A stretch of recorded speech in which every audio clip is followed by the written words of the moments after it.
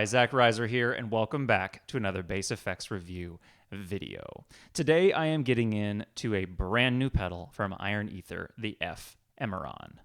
So the FMeron is truly a one-of-a-kind effects pedal, which is something that, in my opinion, you can't say very often in the modern world of effects. It is a true monophonic FM synthesizer in a pedal. So I want to say right up front that this video is probably going to have a decent amount of talking and explaining because FM synthesis is confusing even to synth players, but especially to guitar and bass players. I want to make sure everyone understands what the knobs are doing and how the sounds are actually being created. So before diving into the FMeron and FM synthesis, I want to really quickly explain subtractive synthesis, which is what most people think of when they think of a synthesizer.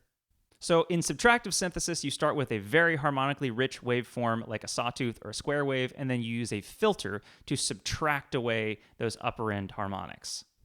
Now, I don't have a subtractive synthesizer in front of me per se, but I can create a subtractive synth voice using effects pedals, which I do in a lot of my videos. So Boss OC2 running into my Titan 2 fuzz pedal, it's going to give me that very harmonically rich, basically a square wave, and it sounds like this.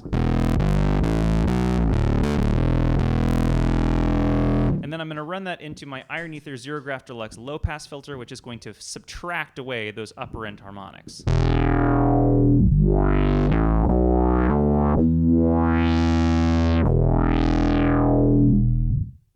So in subtractive synthesis, you're starting with harmonically rich waves, and you're subtracting them back, essentially, to a sine wave, which is a very simple harmonic waveform. In the world of frequency modulation synthesis, or FM synthesis, the process is completely different. Rather than starting with a harmonically rich waveform, we're starting with a harmonically simple waveform. The standard is a sine wave. And then we're taking a second sine wave and using its frequency to modulate the pitch of the first sine wave at an incredibly fast rate. Now, most musicians are familiar with a very simple form of frequency modulation, which is vibrato. So if you take a note and you slowly modulate its pitch over time, you're going to get the classic vibrato effect. But if you take the same concept and you modulate it thousands of times per second, instead of creating vibrato, you're actually going to be creating upper end harmonics. So rather than subtracting them away from a harmonically rich waveform, we're starting with a simple wave and creating those upper end harmonics. As usual, Iron Ether pedals, lots of controls, and they can be a little bit confusing if you're not sure what they do. So let's start on the bottom. We have essentially two volume knobs, your clean signal, which is an unaffected clean volume. So let's start there first. So if I turn down the synth volume and I turn the pedal on, no volume, but if I turn the clean up, my dry signal comes in and you can hear it's just my dry signal. So for the rest of the video, my dry signal is not going to sound like this. I'm going to roll my tone pot all the way down and it's going to sound like this. And that's because this tone is going to give me the best tracking on the FMeron. So I've turned my clean volume off because I want to show what the synth sound sounds like by itself. Now, with the FM modulation all the way off, so there's no frequency modulation happening here, you're going to get that simple waveform, which is that pure sine wave.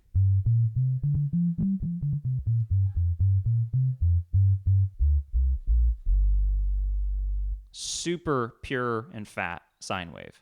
So quickly, this little toggle up here is essentially if the carrier sine wave, the one that you hear, is matched to the pitch of my bass, up an octave or down an octave. So what you just heard was unison. If I click this down an octave, we get into the super sub range. You really got to have good headphones or good speakers to hear that because it is low. And then if I kick it to the upward position, I'm above my signal in octave and we get kind of a nice little whistle tone.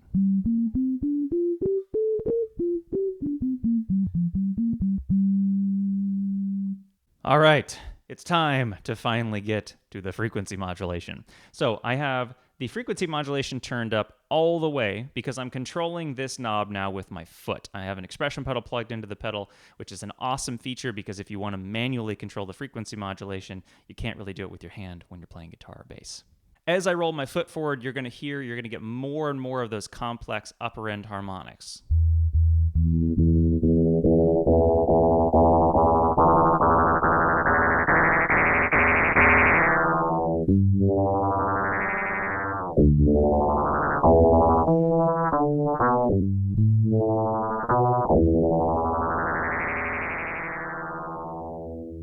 Now, this sounds kind of like the FM version of a filter. So you're getting upper end harmonics as you roll higher and higher into frequency modulation. But it doesn't sound the same as a classic subtractive synth voice. It's more metallic, it's clangy, it's kind of glass-like. So I've unplugged the expression pedal for a second. I have the FM knob basically right in the middle. And before getting to the envelope generator, I want to show off the modulator frequency.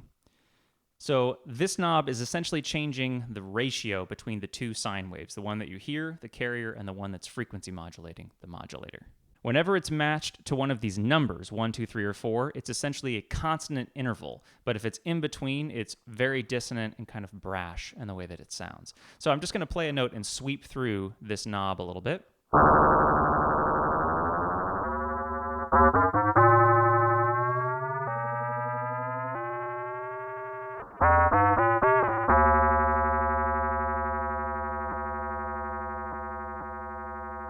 And now hopefully you can hear there that when I kind of matched to that number 4, it got a little bit more in tune, so to speak, and you get a sound like this. Now, of course, this sound is very interdependent upon where the FM knob is as well. If I roll the FM knob down a little bit, it's this. If I put the FM knob way up, it's way more kind of higher end harmonic and pretty in your face.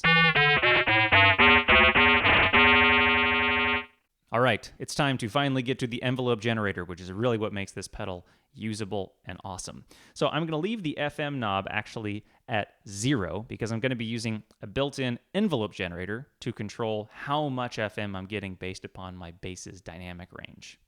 Now, the envelope knob here basically just controls how much FM you're getting based upon your dynamics, and I'll show that off here in a second. This little switch up here is choosing whether I am using the envelope to control the frequency modulation amount or the volume of the synth signal. The attack decay knob is a very wide range control. All the way on the left side, you're going to be getting slow upward sweeping envelopes. All the way on the right side, you're going to be getting very slow downward sweeping envelopes. And as you get closer to the center, the envelopes get faster. So I'm going to put the envelope at noon. I have FM down, and I want to just show off the settings as shown with this slow attack.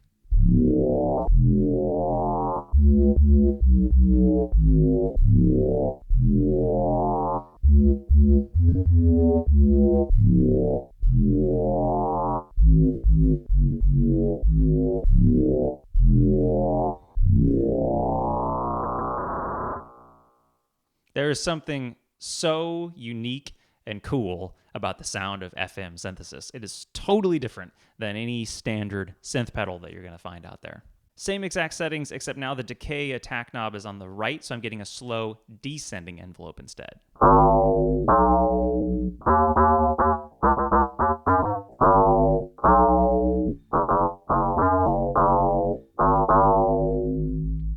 So I've turned the modulator frequency to number 3, and I've made the decay much faster than it was before.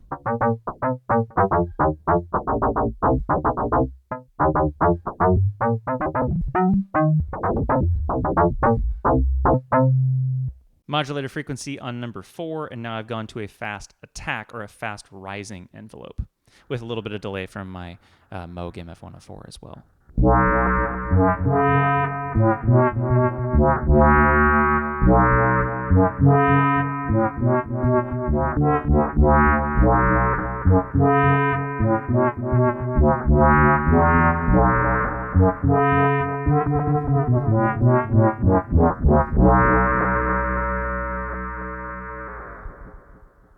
switched the switch up here to have the envelope controlling the amplitude or the volume of the synth signal. I've also kicked the synth up an octave, so now it's an octave higher than my dry bass, and I'm controlling the FM amount with my foot, and I'm running that into quite a bit of reverb on one of my Eventide H9s.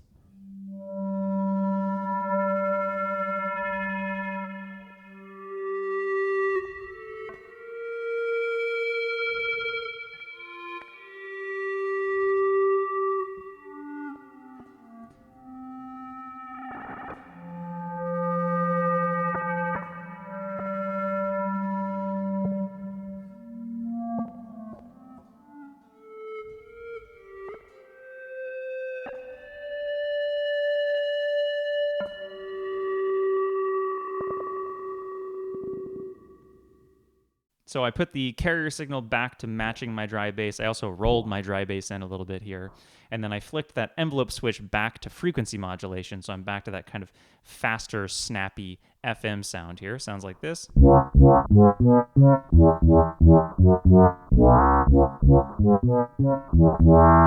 Let's put that into a fast slapback delay on my Moog MF104.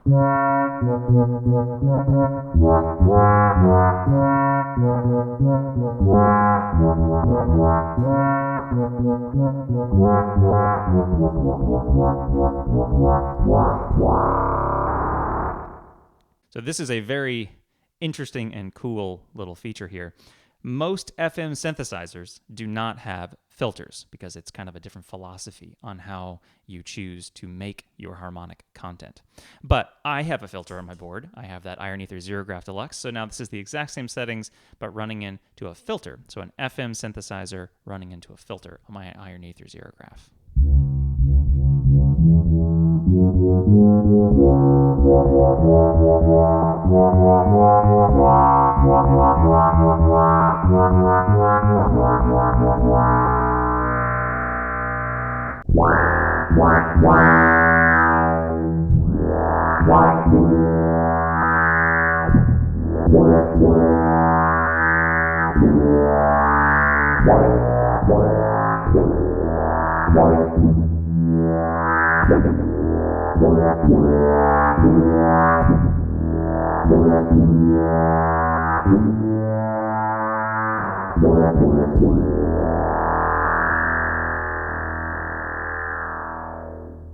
So now I'm using an octave up signal on the FMeron, and this is kind of that classic glassy, slow downward FM sound.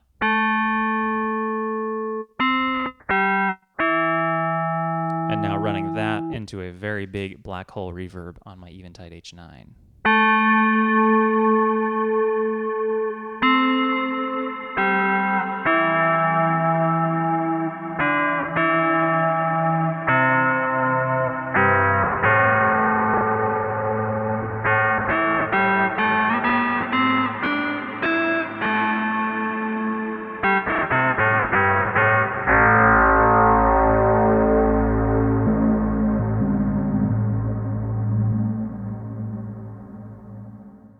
Now, even though we're creating some upper end harmonics with this frequency modulation, nothing says we can't add more by distorting the signal. So here's kind of a fast, downward, metallic bass sound here on the FMeron.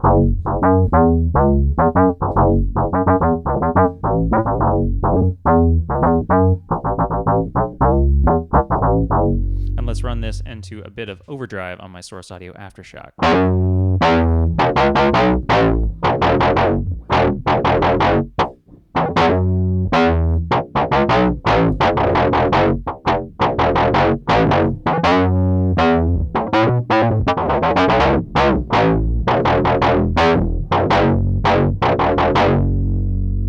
So a similar sound here, except now I'm using a slow upward envelope on the FMeron, and then I'm running that into that overdrive again, and this time into a little bit of analog delay.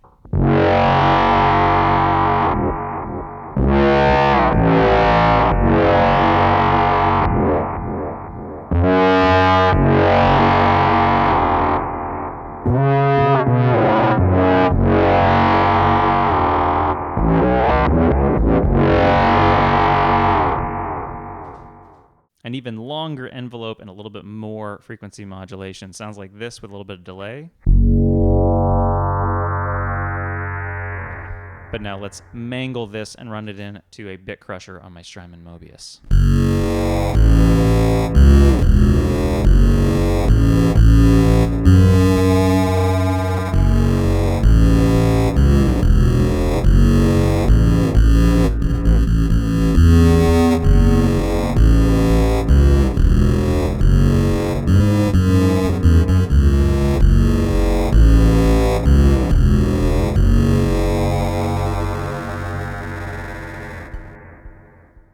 All right, let's get way out there. So I have a long, slow, sweeping FM sound here. Let's run that into some crystals and a long reverb on both of my H9s.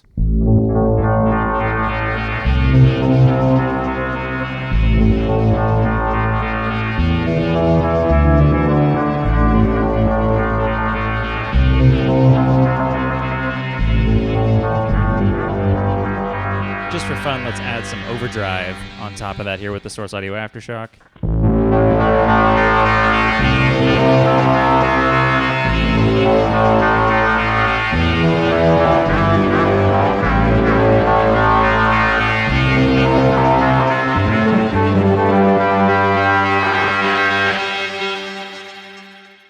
One more simple patch for you. This is a long, decaying or downward FM sound running into a little bit of chorus on the Strymon Mobius into a nice long analog delay.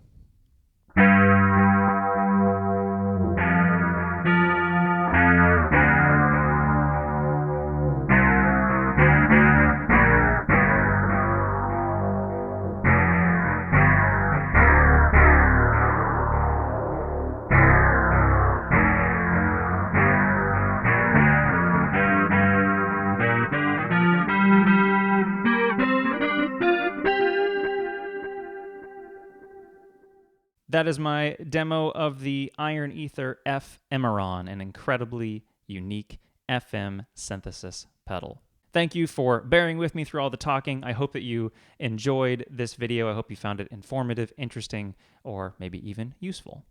I'll be back soon with more pedals and effects reviews, tips and tricks, and performance videos. If you enjoyed this video, please subscribe below, and thank you so much for watching. Bye.